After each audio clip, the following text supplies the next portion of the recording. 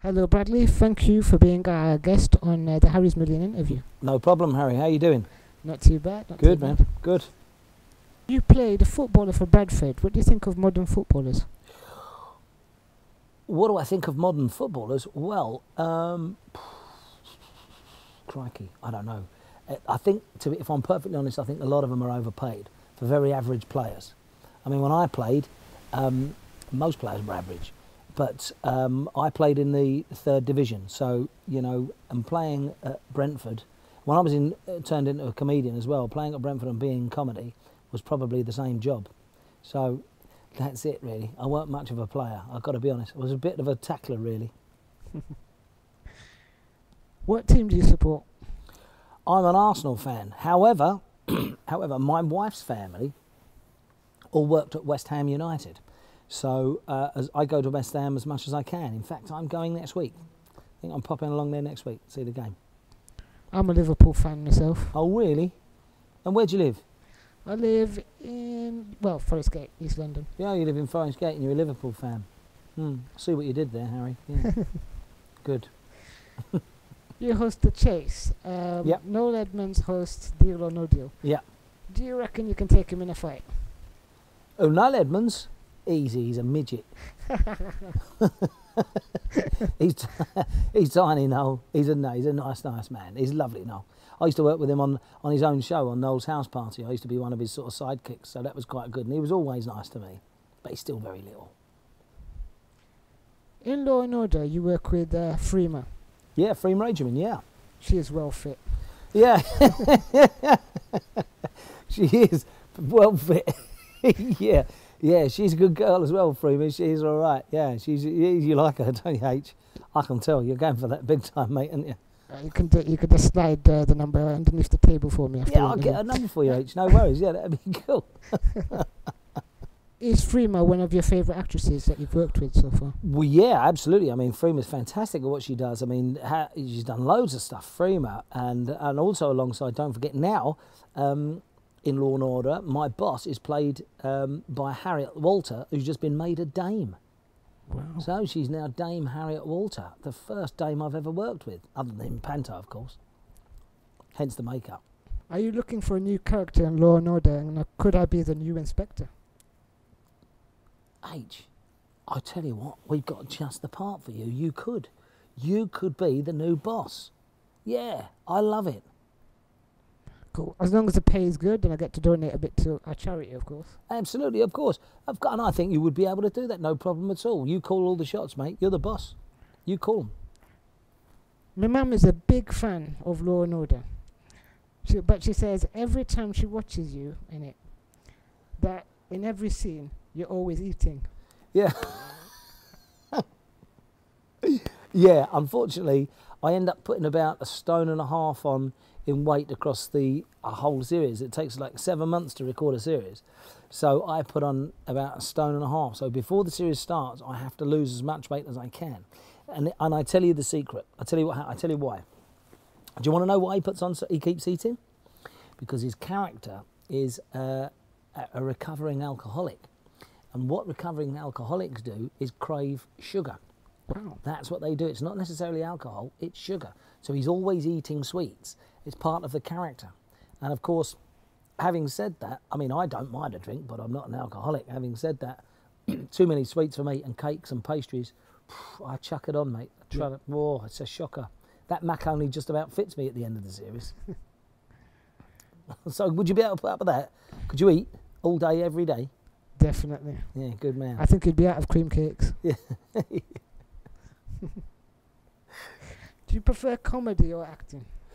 Do you know what, Harry? I like them both.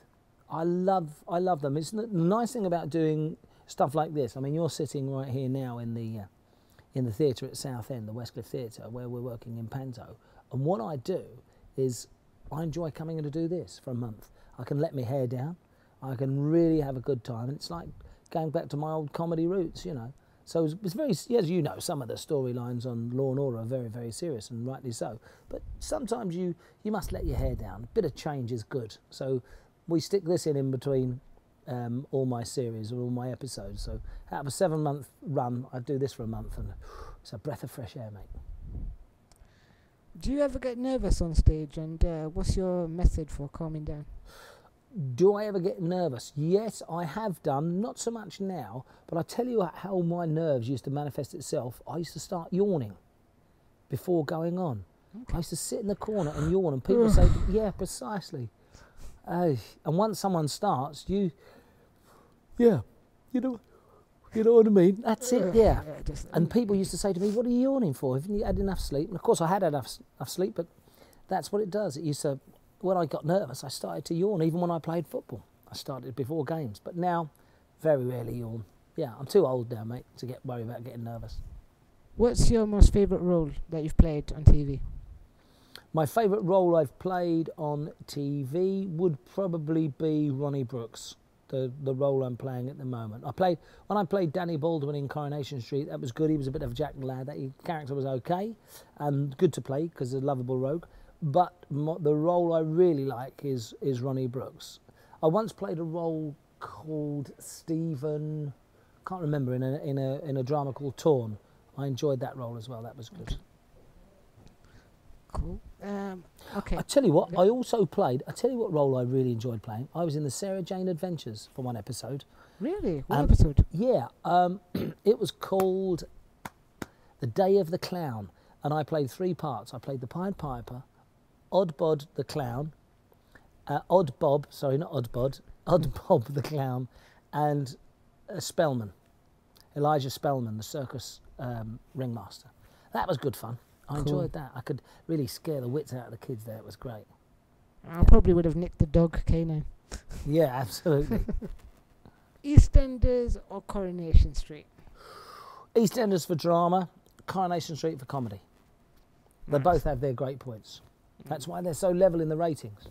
But then again, you can't beat Betty's Hot Pot, can you? You can't beat Betty's Hot Pot. That is true. I don't think even Betty can beat Betty's Hot Pot. And Betty Driver is one of my favourite actresses of all time. Yeah, she's been in showbiz now 80 odd years, I think. 80 years, something like that. It's extraordinary. Well, you're appearing in the Peter Pan panto. I am. Do you think I could be in it? Yeah, I was just thinking, you with the top and everything, you look a bit like a pirate. You could be, absolutely, you could be on the ship with us as a pirate. Fancy that? Yeah, definitely. Perfect. I think you'd be perfect. Harry the Pirate. H. Definitely. I'd like a hook, though. You like a hook? Yeah. You want to be Harry the Hook? Oh, yes. Oh, well, you can't have it all, love. That's showbiz. And the big question. Yes? What would you do with £1 million? What would I do with £1 million? I don't know. I've never had £1 million, so I wouldn't know. What would you do with it? Well, Sweets? Well, yes and no. I would either. Well, I'd probably give half to Richard House. Yes. Obviously to Harry's million. And then I would probably bribe someone to get Megan Fox's number. Oh, I see what you did, yeah. That's good.